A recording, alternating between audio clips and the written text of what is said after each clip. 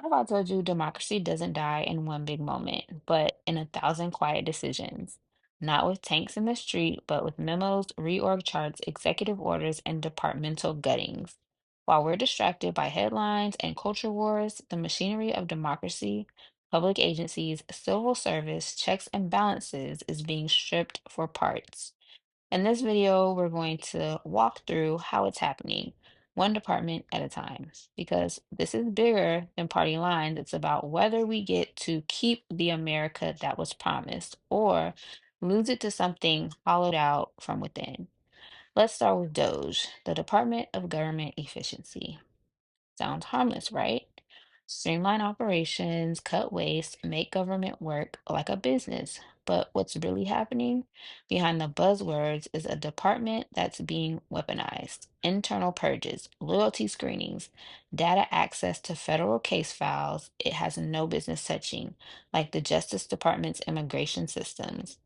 DOGE is consolidating power, bypassing traditional agency roles, and centralizing oversight under political loyalists.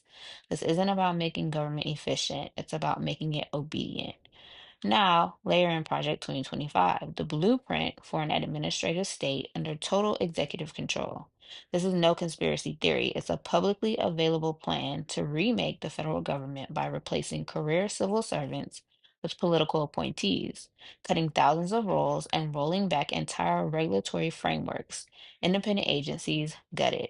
Legal norms optional. It's about ensuring no department can stand in the president's way, especially not when pushing through controversial or unpopular policies. And if you're thinking that sounds like the opposite of checks and balances, you're right.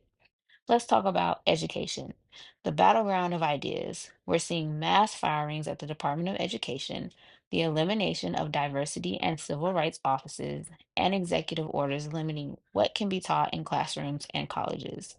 But this goes deeper than just curriculum fights. This is a strategic dismantling of education as a public good, with the goal of replacing it with privatized, ideologically filtered alternatives.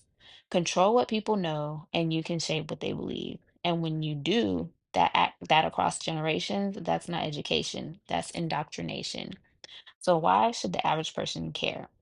Because when the government stops working for the people, when it becomes an engine of political loyalty instead of public service, it stops protecting your rights. When environmental protections disappear, you breathe dirtier air. When housing agencies are gutted, your rent goes up. When public education is starved, your kids pay the price. And when no one can push back from the inside the system, the next bad decision goes unchecked. And one after that becomes permanent. But here's the thing, we're not powerless. We can support whistleblowers, defend career civil servants, protect institutions, not because they're perfect, but because they're accountable. We can speak up at school board meetings, in city councils, in courtrooms, and comment sections.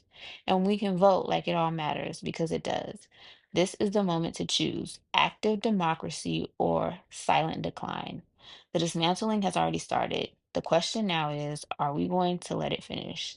If this breakdown helped you understand what's happening behind the scenes, please like, subscribe, and share.